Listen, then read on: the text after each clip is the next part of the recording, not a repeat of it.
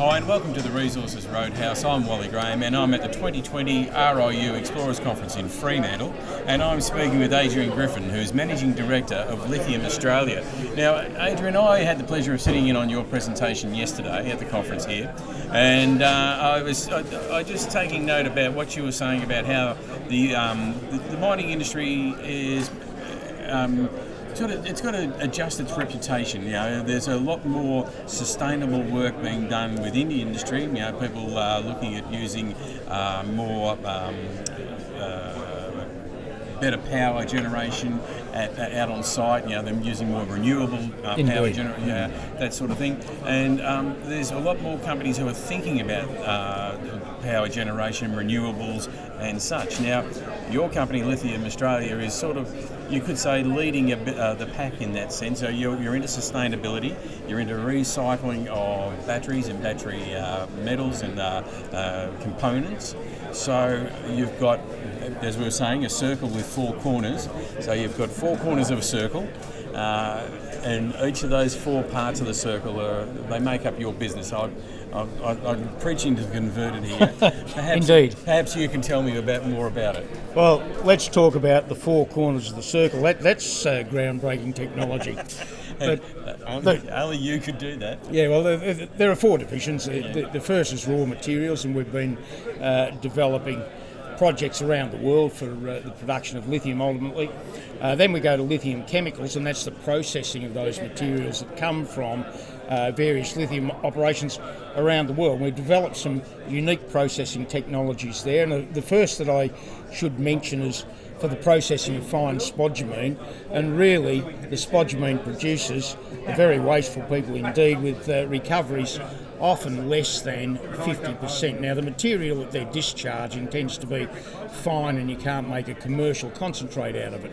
We found ways of processing that fine material which adds to the sustainability of the industry. So that's something that we really need to have a good hard look at, because we don't want to be digging holes bigger than we have to. We don't have to spend as much money as we could otherwise do if we utilise those resources much more efficiently.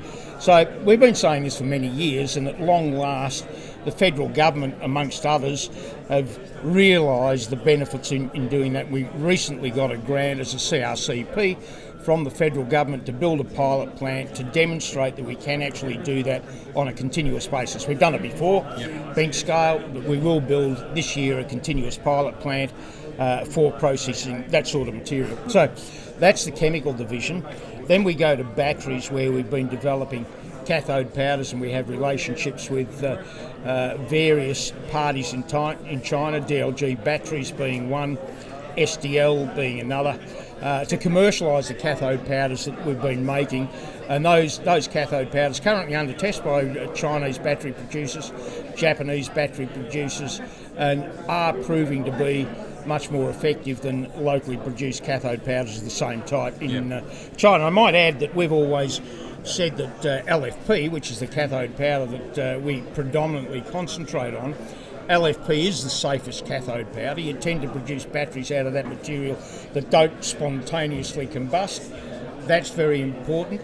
But it's interesting to see that overnight it's rumoured that Tesla is going to change from NMC to LFP batteries for the production of their vehicles in China. Now, that's a big move. Well, too many acronyms and initials there for me. I have NFI, so you'll have to sort of... Good point, Wally, and my apologies for using those TLAs, three-letter acronyms. But NMC, of course, is nickel, manganese, cobalt. That's the most common type of lithium-ion battery used in the automotive industry. LFP is lithium ferrophosphate, or lithium iron phosphate, used in China by law, I might add, until recently for mass passenger transfer, in that you weren't allowed to put NMC batteries in because of the safety hazards associated with them. The rest of the world didn't worry about it. China did. They've recently relaxed that restriction, I might add, but most of the heavy vehicles, trams, trains, buses, trucks in China are powered by LFP batteries, and soon to be Tesla, so we believe. Okay. So that's the battery division. And then we've got recycling, and the recycling is also very interesting in that we have an operating recycling plant in Melbourne. We collect the batteries, we shred the batteries, separate the components. We get a much better recovery than most other companies around the world. We average about 93-94% by mass. Our nearest competitors are 65%, and the difference is not the active components in the battery, I might add. We actually recover the plastic. Yeah. And we have a deal with a company in Melbourne where we mix that with waste oil, thermally treat it, make synthetic bitumen for road surfaces. If I just go back a little bit, if I may, to the battery division and looking at LFP batteries and the safety, we've recently been awarded a government grant for the development of tram batteries in Australia. And it's good to see that the government is well and truly on board. Not only have they given us a grant, but on Monday they announced they're going to electrify the tram system, or electrify the public transport system in Canberra using battery trams. Well, hopefully they're going to be batteries that we produce, and we've partnered with CSIRO and various universities to achieve that outcome. Well, you're in the right position then, aren't you? We certainly are, and I think that's a big feather in our cap and something that everyone can look forward to.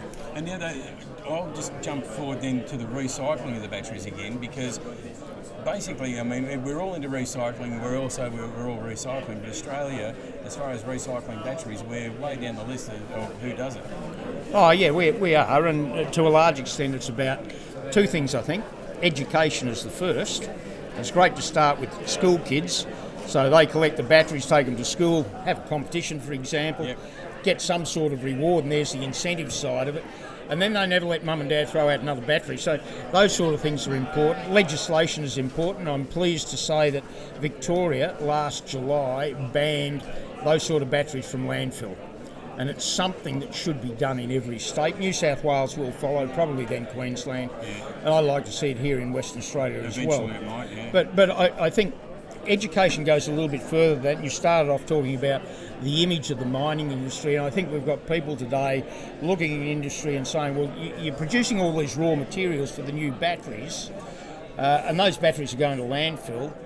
You created the problem in the first place, which we didn't really. Consumer demand created the problem, but the companies that produce those materials, I think, should be a little more responsible, should develop a stewardship scheme that does actually look after that battery from the point of production, or almost the point of mining, right through to recovery of that battery. And we are urging mining companies and industry in general to adopt that sort of attitude, keep those batteries out of landfill, and let's get those products back into the battery industry as cheaply as we possibly can and conserve our resources. Yeah.